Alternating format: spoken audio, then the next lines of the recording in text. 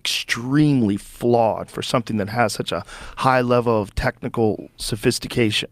Because of our fundamentals. Because we're still barbaric. We're still at core. Flat. We know the world, the universe and the world is round, but we're still using flat principles to approach it.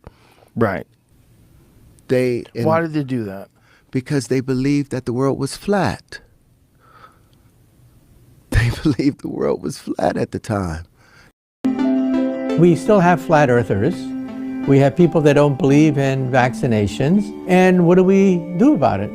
Turning now to this, finally tonight, I've got a confession.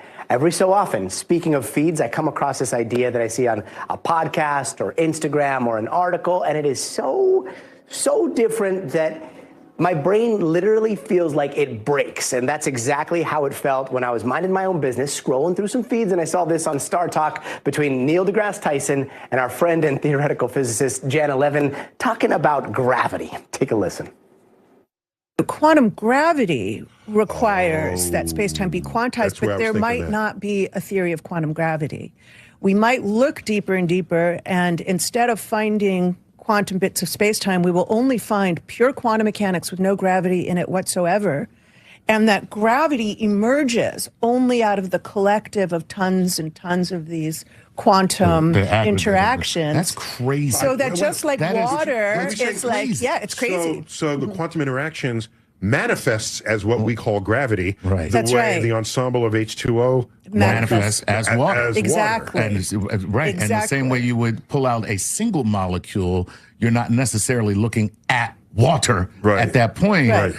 The same thing with the you tell me you can't pull out a quantum and say, is this gravity? Right. Is this space-time anymore? Exactly. Janet, you're saying gravity might not exist as a fundamental thing in the universe? I'm saying gravity might not exist as a fundamental thing in the universe. Wow.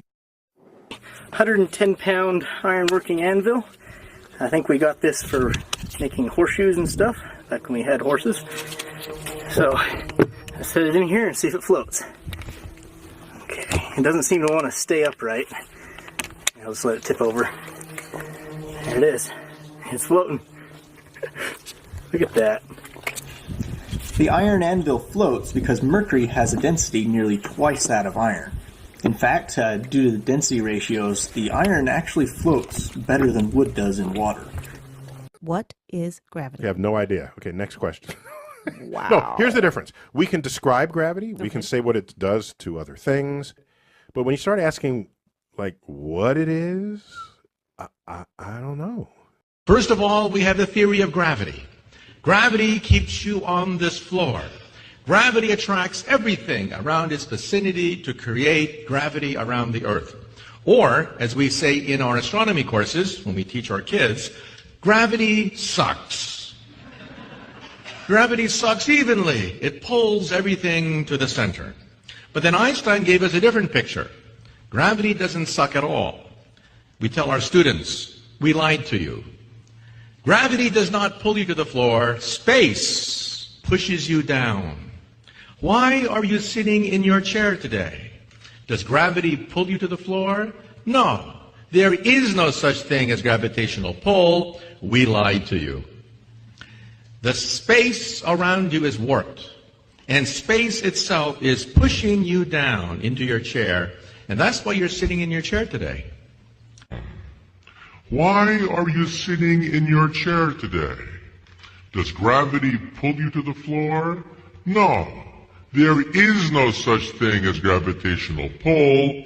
We lied to you.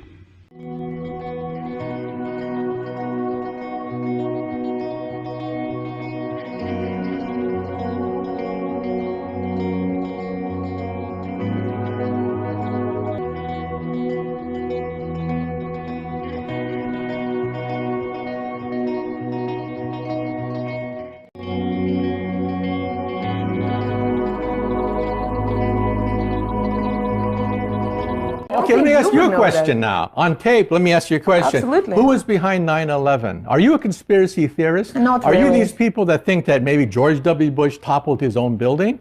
What do you think is behind 9/11? Let me ask you that question. Who was behind 9/11?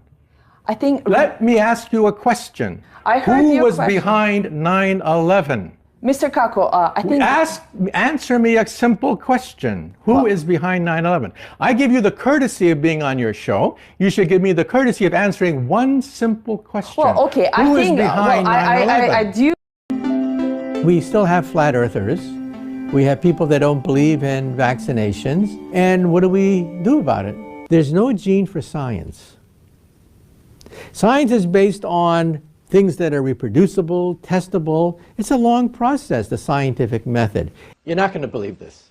In science, we always say that you make observations, you have a theory, you go make more observations, and it's a very, very tedious process.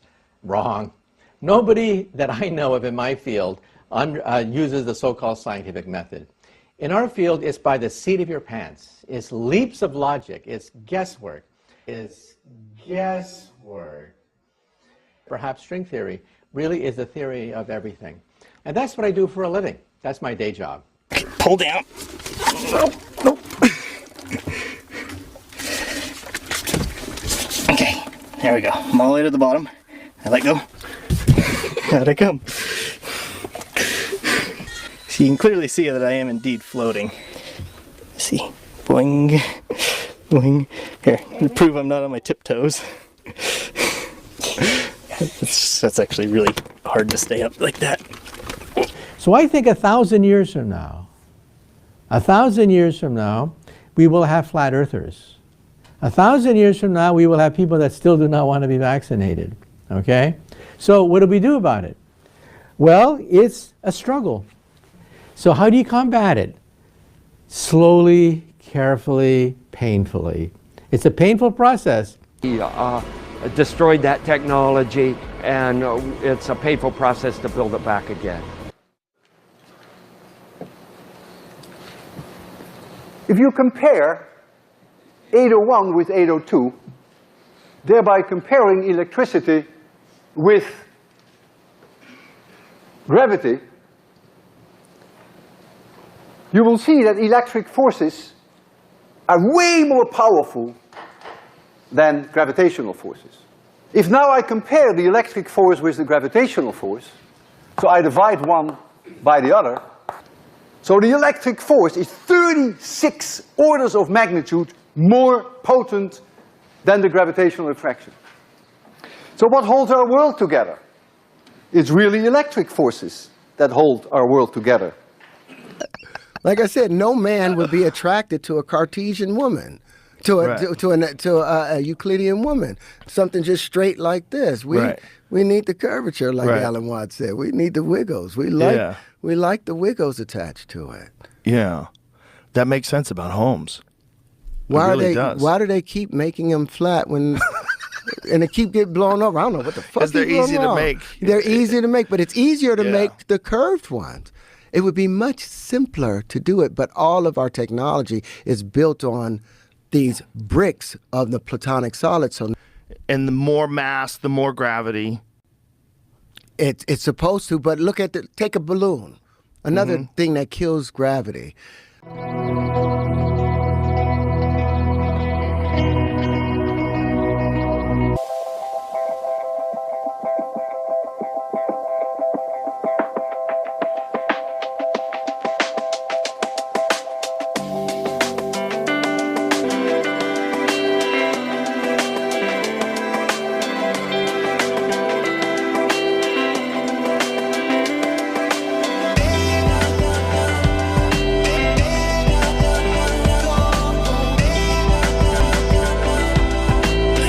You reach into the next octave, the carbon octave, and they call that a bisexual tone.